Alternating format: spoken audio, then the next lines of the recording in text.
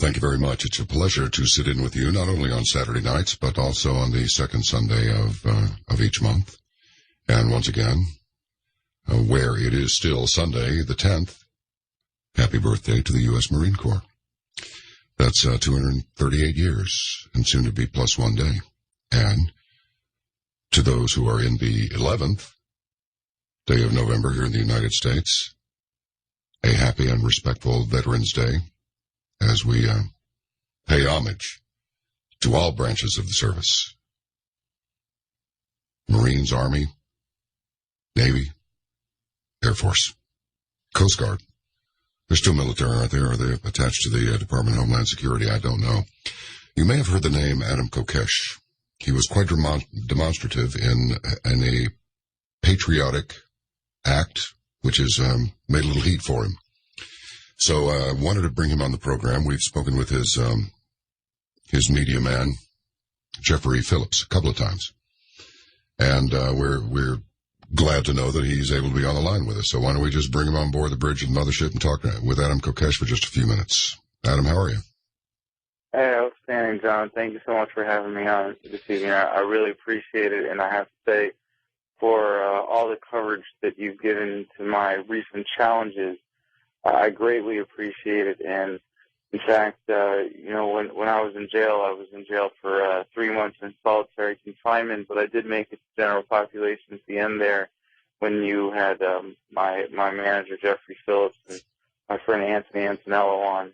And while I was up in the middle of the night in my jail cell with my little transparent jail phone, I was able to catch a lot of that, and I'm so grateful that you helped spread the message and make a teachable moment out of what I did. And I was able to hear you read my letter to America on the air, and it was just, it really is reassuring that there are people out like you in the media who are willing to tell a story like this of someone who's challenging authority.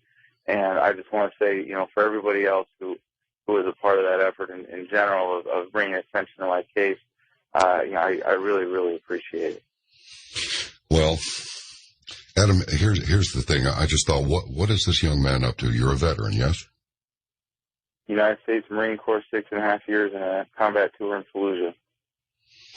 Now, we're at a delicate point in your situation. I am unclear on whether or not there's going to be a trial, or if there's already been one, and now we're looking at sentencing. I mean, so I don't want to get into anything that's going to, that would be indiscreet or would not, or would in any way, cause a problem. You know what I mean? I appreciate that. If I may, I can explain the circumstance. And it is a delicate situation right now, and it is tricky because I did plead guilty to certain charges in D.C. I'm still facing charges in Virginia, which is very frustrating. But I am going back for sentencing before Judge Broderick on January 17th. And she seems to be fair-minded, but, it is a delicate situation. And, I want to make sure that people know I'm taking responsibility for my actions. And, I don't want to make anybody feel threatened or uncomfortable in any way with anything that I've done. In my activism, I've always tried to make people think and challenge the way that people think about government. I think we accomplished that very well.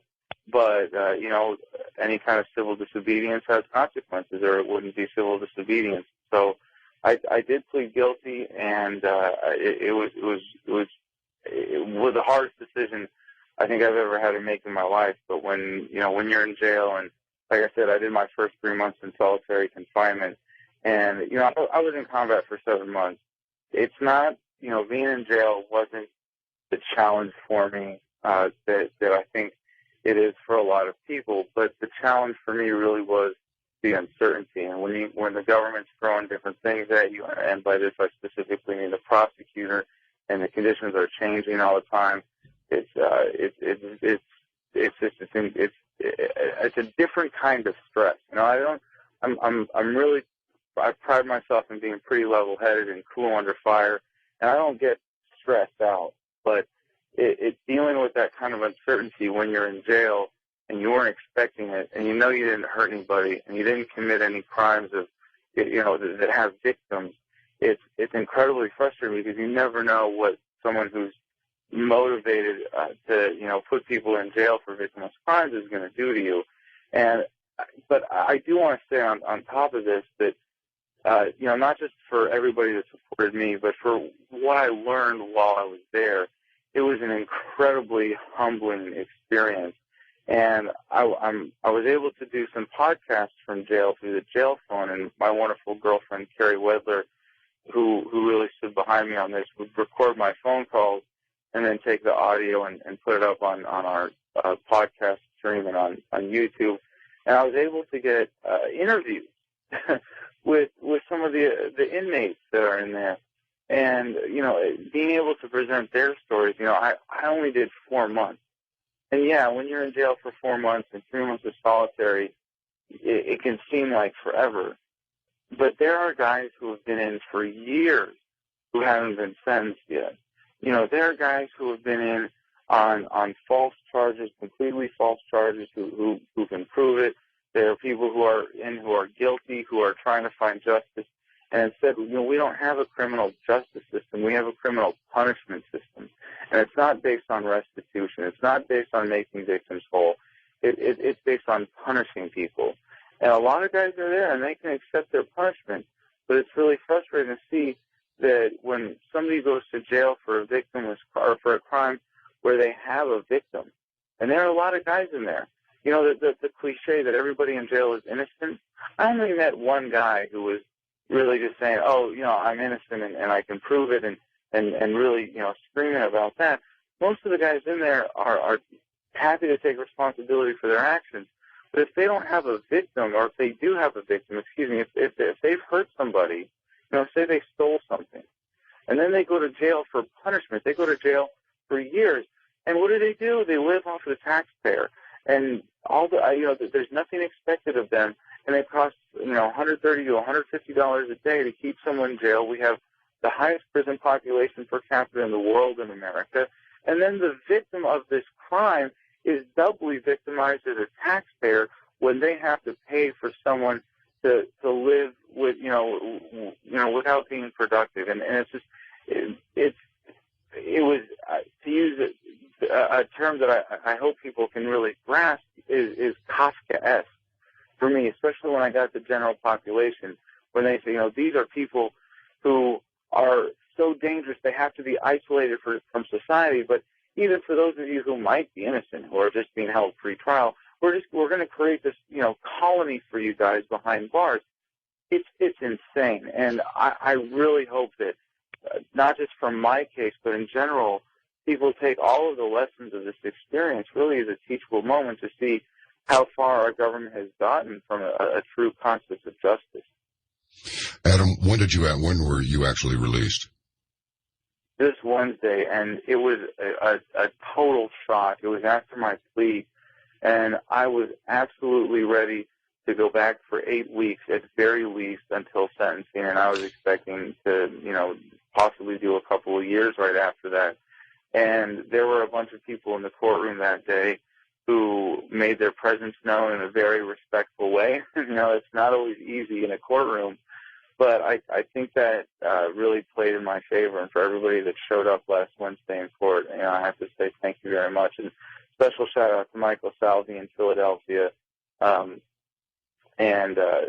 for organizing that and getting people out. But this is the thing when you have so much subjectivity in the justice system. All of the lobbying and everybody who wrote letters to the judge and left voicemails, it really does make a huge difference. Adam, listen, I know you're tired. I can hear it in your voice, and you must be extraordinarily relieved, which sometimes the relief hits you as hard as the stress. But I implore you to let me do this little 2-minute break and just stay with me just a few more minutes.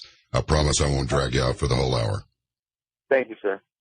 Okay, hang tough just a second, and we'll be right back with Adam Kokesh, libertarian activist. Adam Kokesh, I just want to just tread delicately here. I mean, we can say everything that needs to be said and not, not squash any toes anywhere. What was the point? What was the message that you were trying to send? Obviously, this is a little weird. I got a couple of questions here. Were you in solitary confinement when you first got into the lockup for 3 months or 2? I thought I heard you say both. It was the first 3 months that I was locked up. Well, my question is why do you suppose they would put you into solitary confinement like that? When you know, somebody who just shot somebody can bond out in, I don't know, a couple of days. In my You know what I mean? in my case, the excuse was involuntary protective custody. Involuntary protective custody. Okay. Right. And what does that mean? I understand the words, but I'm not sure what it means. Yeah, they say because it's a high-profile case, we're concerned that another inmate might have an interest in messing with you, so we have to protect you. Okay. And just so you know, like where I was when I first got to jail in D.C. was South 1 at the D.C. jail, and it really is an insane asylum. And half the crazies there are guards, but it was where they're trying to protect me supposedly, but I have to get a strip search every time I leave my cell in shackles to walk 20 feet down the hall to take a shower. It really, there's just so much insanity of this, and of course not being able to sleep, but there's guards yelling at inmates, at each other. There's inmates that are literally insane that are up yelling all night, and it was just an otherworldly experience. But I got used to sleeping through mortars and Fallujah, so dealing with the conditions themselves was not the challenge. Really, the challenge was dealing with the stress of everything else. And this is just another thing I came to appreciate about people that are going through this. And I think a lot of times, if you haven't been arrested, if you've never gone to jail, and before this, the most time I'd ever done was 1 week in the feds in Philly. And this was, I'm sure you know the story, but just for the listeners, when I was arrested for giving a speech at a rally, and they tried to get me for assaulting a federal officer, and we challenged them, and we had was the most clearly exonerating video footage. But for a week, it's sort of like, could you disappear from your life for a week without things kind of falling apart? And in my case, my home was raided, where I had a bunch of housemates. My home was turned inside out. I had property destroyed. I had property stolen. My studio was ransacked. And, I found out that money was being stolen while I was in jail, that people were lying in my name to the public about what was going on in order to alienate my supporters. And that's what's really maddening. And now and the reason I'm tired right now, and the reason that things have been so frustrating just in the last few days since I've been out, is that I'm trying to put my life back together. I've been going to my storage unit where everything has just been an incredible mess. And it's like I went from having a life where I was, really centered around doing my podcast and working on my YouTube channel. And for people that don't know, youtube.com/Adam Kokesh, Kokesh. Still got a lot of great videos up, and there's still a few coming from some podcasts from when I was in jail. And then all of a sudden I'm in jail, and I come out, and I've seen it just fall apart one piece after another. And I understand that there are people who are working for me that are very courageous in taking the risk just of living in the same location as me. And when you go through something like this, I mean, I was taking a nap when this happened, and the police knock on the door, and they're supposed to give you a few seconds to answer, right? No such luck. They break it down with a battering ram. My dog is, in right in front of the door because he's curious about the noise. I come to the top of the stairs just in time to see the door get bashed in and a flashbang grenade go off right next to my dog. And I'm in a sense, I'm really glad that it happened this way physically because, in these situations, cops have a really bad habit of shooting dogs. And he ended up running scared up into his crate and probably saved his life that way. But I had 2 green laser sights on my chest, and then I was zip tied and sitting on the floor in my kitchen for 5 hours while I'm watching the cops going ransack my home. And that was how this whole thing started for me. So for my housemates, they were all forced to sit there for 5 hours. My girlfriend was, if I may, on her period at the time and pulled out of the shower and forced to sit in her own blood for hours before she was able to address that.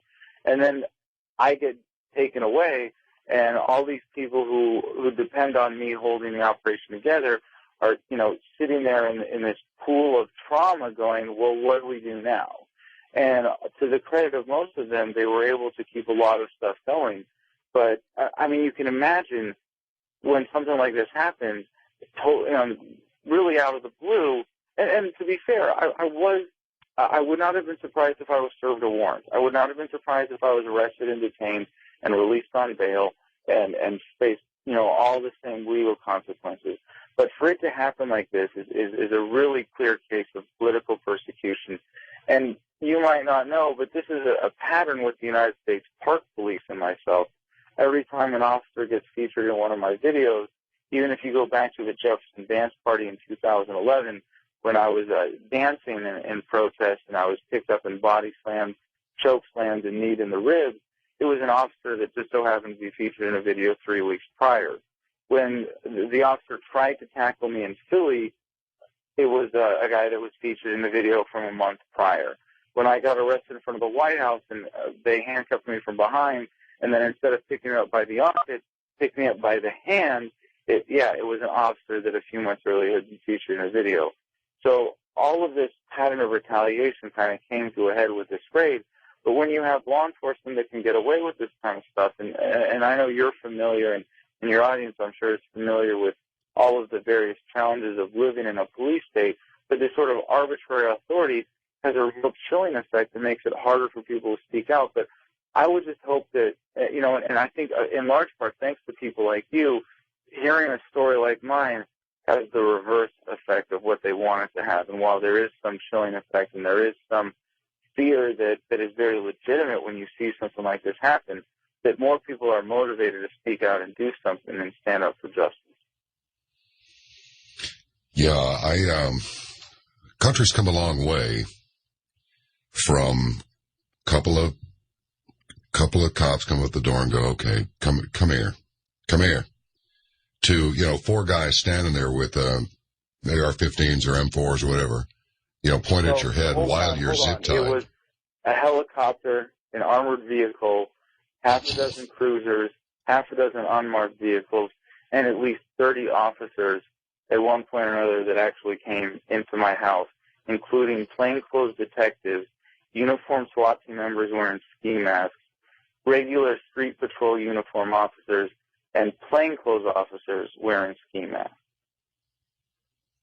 Oh, is that all? No aircraft carrier?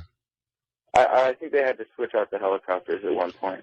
Man, that's just unbelievable. It really is. I don't, look, here's the thing. Irrespective of how this may have come across, it was, in fact, a victimless incident. And I don't understand the overwhelming police force. How much of a statement do you need to make on an individual? And I think it sounds just very, you're completely correct. And I certainly don't want to pour salt in the wound, but yeah, it's just a little bit, that's a little bit too much. That's like using a huge quarry grade front loader on a little anthill. It's just stupid. I don't have to play up my story in this because there are people in America who have experienced far worse. I'm grateful I didn't get shot. I'm grateful my dog didn't get shot. I'm grateful no one got seriously hurt.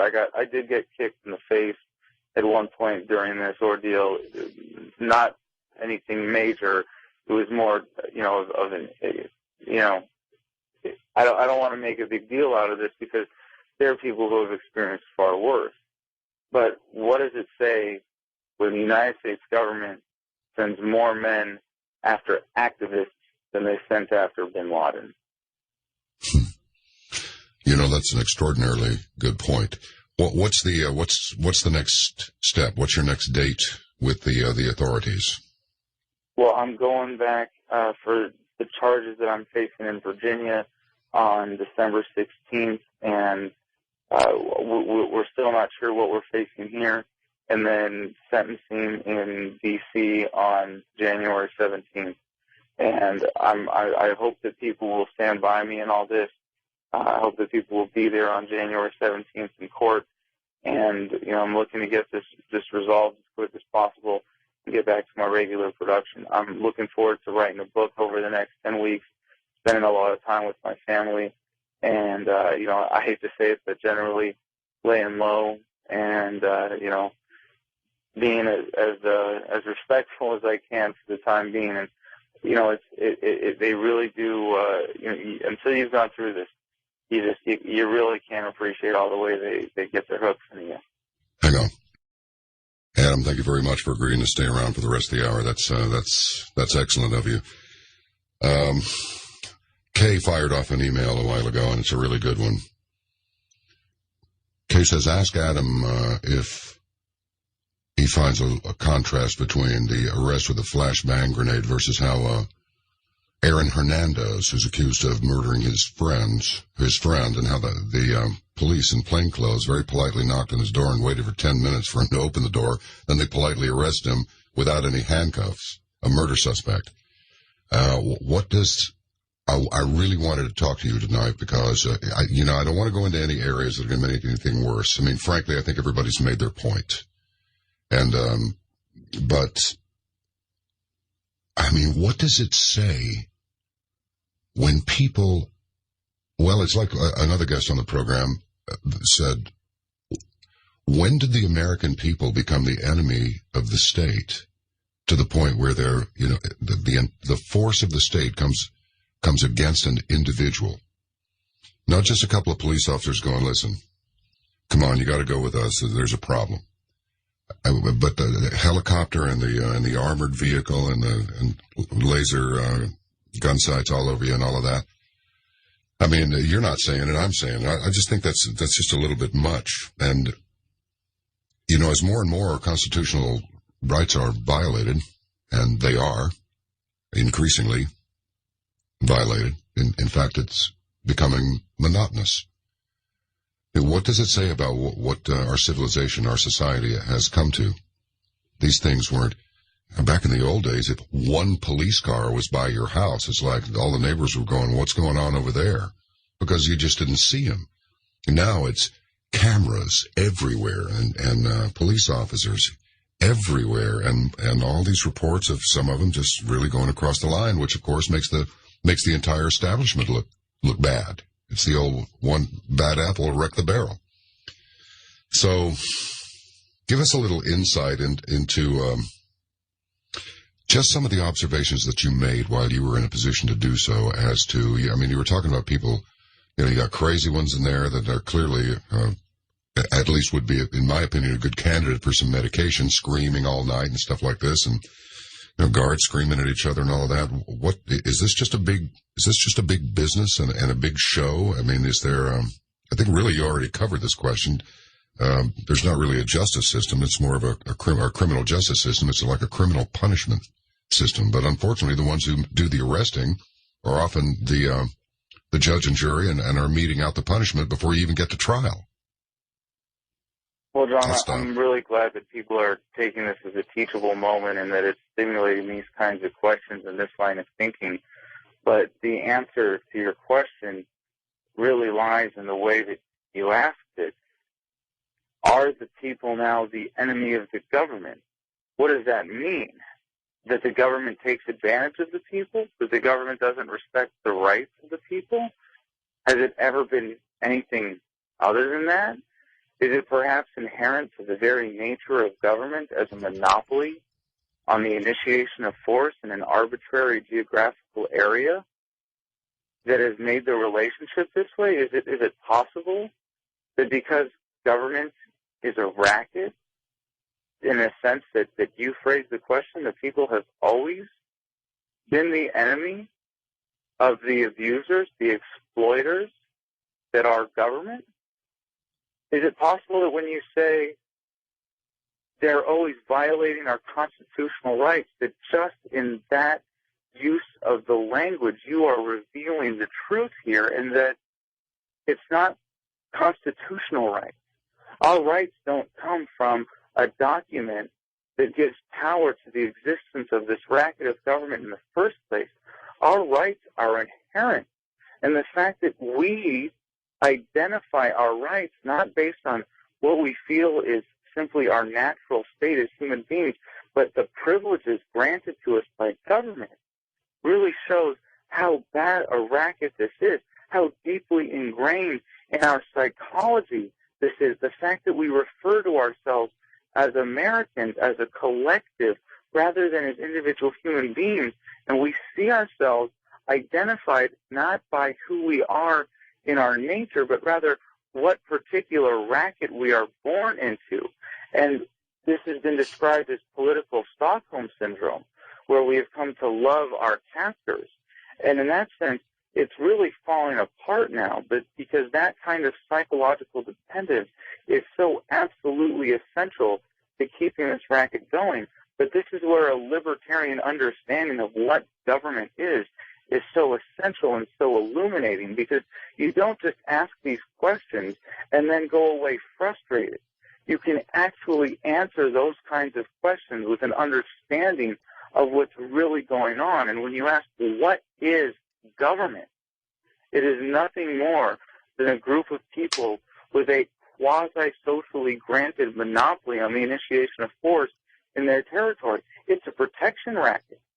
If you believe in the free market and you understand that that's not about corporations, that's about peaceful exchanges between individuals, and you understand that government is force, that government is coercion, that everything that government does is essentially backed up by the barrel of the gun, you no longer are surprised when things like this happen. It becomes a natural course of events when you allow a group of people to have this kind of arbitrary power over others. That I see right now, and of course this is essential to my work and what motivates me in spreading my message and waking people up, is that people are getting this. People are more empowered than ever before because of shows like yours, because of the information available on the internet, because people can do the research for themselves and find out what's really going on. People are waking up like never before. I believe that humanity is evolving, at very least in the social sense, where we are becoming less dependent on these mechanisms of force, that we are finding out that we can solve all these social problems voluntarily through peaceful interactions. And there is nothing that humanity has ever been able to accomplish by force that we won't be able to do better through peaceful cooperation. That's the paradigm shift that I see going on right now. It's the libertarian paradigm shift that's happening, and it's a very, very exciting time to be alive as we are coming to what I can only describe as the asymptote of human existence, as so many exponential growth curves get to the point where, of course, I know they don't technically ever go vertical, but to the purpose of human lives in terms of our perception, when it comes to life expectancy and computing power and technology and productivity, we are coming to the point where humans will never be tempted again to rely on things like government, like force and violence and coercion to solve social problems. And we're already living in the most peaceful time in human existence, in the sense that you as an individual are least likely to be subject to violence by another person.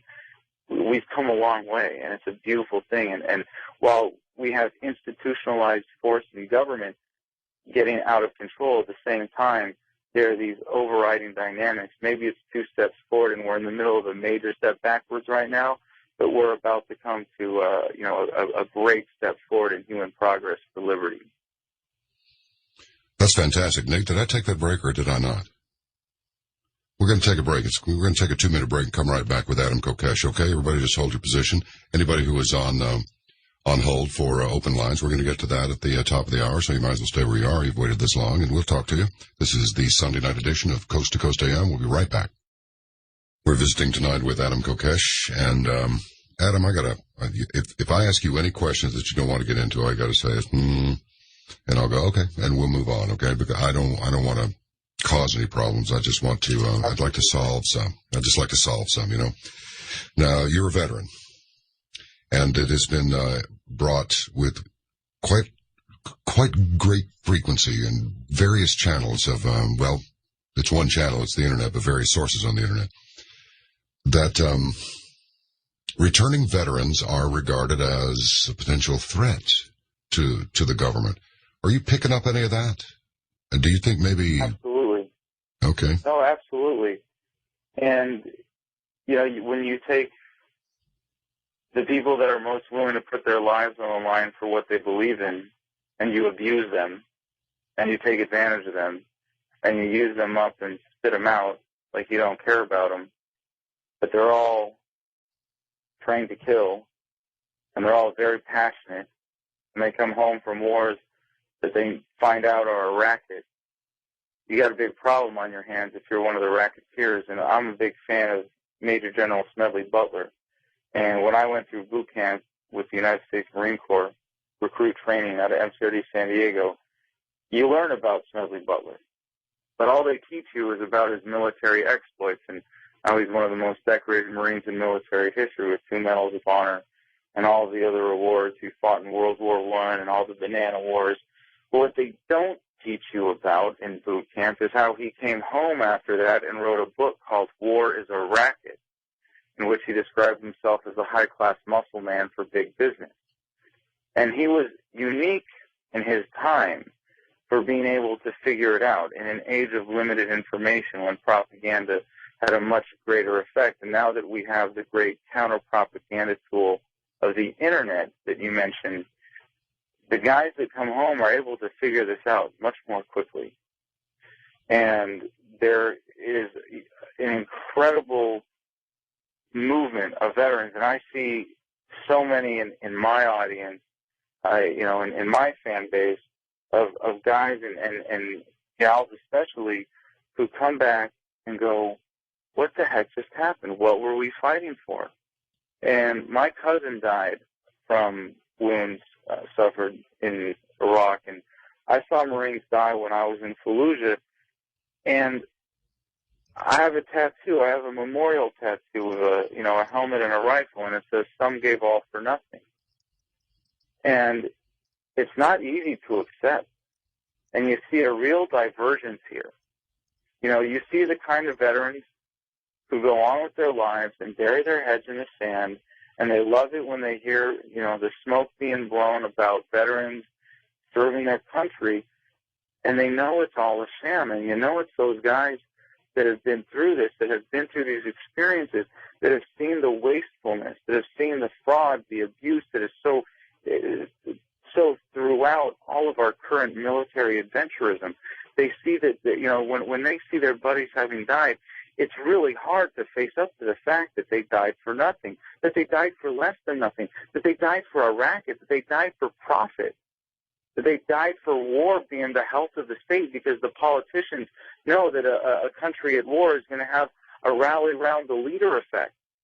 And a lot of guys who do that, will crawl into bottles and destroy their lives, or this false patriotism, and they'll live in that frustration until the day they die, and they'll be miserable. And then you have the guys that are really grappling with this. Sometimes that's where you see the substance abuse, and of course alcohol is the worst substance to be abusing. But then there's the other category, people that have come to peace with this.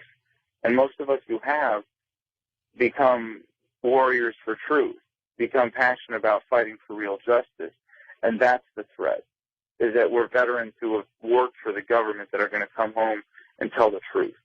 And so there's this big push, and I can tell you this from my personal experience. I went to the VA and told them I was having trouble sleeping, and I've dealt with PTSD. And they gave me 5 prescriptions, 3 of which had suicide as a side effect. Veteran suicide is not an issue that the people behind the scenes didn't know was going to be a problem. It's all part of the calculated racket. And they are more than happy to keep guys in that state of either denial or of grappling with these issues or of struggling with PTSD, because the last thing they want is for the guys that were the greatest victims and victimizers of the racket at the same time to come home and tell the truth. I'm sure you must have picked up some of this along the way. You're going to have somebody that says, Adam Kokesh is an anarchist. Well, let's get our definition straight. Anarchy is a state of disorder due to absence or non-recognition of authority. Also lawlessness or nihilism, mobocracy. Hold on a second. If I may, right there is an inherent contradiction. And the language is designed to make you think that authority, that as humans having rule over each other, is essential for order. And that if we don't have people in charge of us, there's going to be disorder. And the opposite is what's true. The more we give up our sovereignty as individuals to authority, the more we have the chaos and disorder of what we have today as a result of government. Now, anarchy is a word that's been maligned. But you look at the root of it. It's not no rules. It's no rulers. It's self-government. It's about ruling your own life. And it's got the double meaning of chaos and disorder. But that's the trick, because if anything, chaos and disorder comes from rulers and authority that's out of control. That's what we have today. Every time, yeah. I got a question that's been dogging me for years, and it is this. What are we doing over there in the Middle East? Seriously, we've been over there for 10 years. What are we doing there? The government will fill every opportunity provided by circumstance to take advantage of people. And even with as horrific as this is, and I go back to the first Gulf War for the great statistic of 500,000 Iraqi children died from sanctions, from lack of access to adequate nutrition and medical care. But you look at the numbers, in the hundreds of thousands of victims of this phase of the global war on terror. And if anything, it is an incredible measure of the humility and forgiveness of the Muslim world, of the Arab world in general, that there hasn't been more real terrorism in the United States, that most of what we've dealt with has been contrived. Well, that pretty much says it all, doesn't it? Because, you're not the only one thinking this, and you're not the only one saying it. It's just not being said loud enough. I'm just wondering how long we're going to stay over there. I understand that every place that we've been into that we're now leaving, the violence just ramps up big time the moment that we start to leave. I'm wondering what was accomplished here. Well, part of the problem with government as an institution is that it serves as a very efficient mechanism of distributing and obscuring responsibility. And you've heard the argument, I was just following orders, right? And it didn't fly at Nuremberg, and it doesn't fly today for anybody with a conscience. And if anything, I feel like what I'm doing with my activism now is a kind of penance for my participation in the United States military. And I want to say to all the people who are still in the military right now who know that what I'm saying is true, is that you can apply for conscientious objector status. You can get out when your contract is up. You don't have to re-up. You don't have to be dependent on this. And a lot of people will say, well, and I heard this from guards when I was in jail too, well, I'm just doing this because I got to take care of my family. Really? You're selling your soul to government? Really? You're taking a paycheck to do immoral things, to be a part of the system in order to take care of your family? And you're coming home with that kind of energy to your kids, and you're creating that kind of world for them where they're going to face the same lack of options because you didn't have the guts to stand up for what is right and what is just. You didn't have the guts to stand up and say, I'm going to do the right thing. Instead, you cowered behind saying, I'm just doing my job, or I'm just getting a paycheck, because that's part of the problem. We need to stand up and realize the implications of our actions and understand that actions have consequences, and that there is no escaping culpability because you were just following orders, or because that's the law, because some politician wrote it down on a piece of paper and voted for it. That's not an excuse. And I think the more people realize that and start living by these values of nonviolence, at least of non-aggression, the sooner we're going to create the kind of world that humanity is destined to achieve, of a voluntary, stateless, peaceful, harmonious, by one definition, anarchist, voluntary, stateless society. But it's coming, with or without you, one way or another. I firmly believe that humanity marches on. This is the destiny of the species, and because it's for nothing else than what I believe is a fundamental force of nature, that cooperative relationships are superior to coercive or violent relationships. They are going to come to be the dominant paradigm because they will succeed where violence and aggression fails. So, ultimately, it comes down to people as individuals. And, in America, we take this phrase, life, liberty, and the pursuit of happiness, as a kind of succession, but I think it's backwards. And this was one of the major epiphanies that I had when I was in jail, is that liberty doesn't allow you to pursue happiness. Happiness isn't something you beat over the head with a club and drag home to enjoy forever and ever. Happiness is a choice, and happiness causes liberty. And a truly happy person doesn't resent their oppressors. A truly happy person is never going to dwell or live in anger. A truly happy, centered person will look upon this problem and say, how could I possibly let someone suffer and continue to be in pain to such an extent that they have to violate the rights of others? How could I possibly not share the joy of living that I experience with them? How could I possibly go on and see them suffer when I could be empowering them? And that's the real important part about what I want to bring to people, is that message of fundamental empowerment, that you can choose to be happy. You can choose to live your life by your values, by the way that you want to live them. And if your happiness is dependent on external factors, you're an emotional slave. We got to go, Adam. Thank you very much for being with us tonight. We're going to keep up with you and monitor your progress through this ordeal.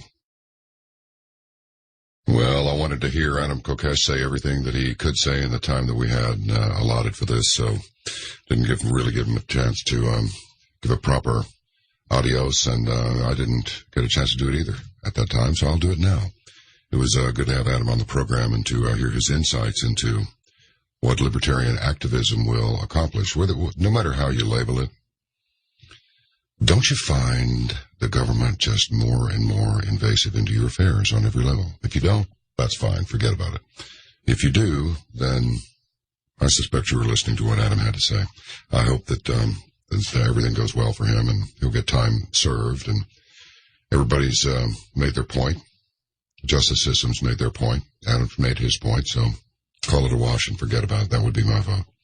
And that way, even the government gets to maintain a little dignity by not pushing it any farther. That's just my personal opinion. Not representative of Premier or the affiliate station or anything. It's just me. That's how it is. Okay, now, the rest of the program will be devoted to you. It's your time on the air, and several of you have been waiting quite a long time.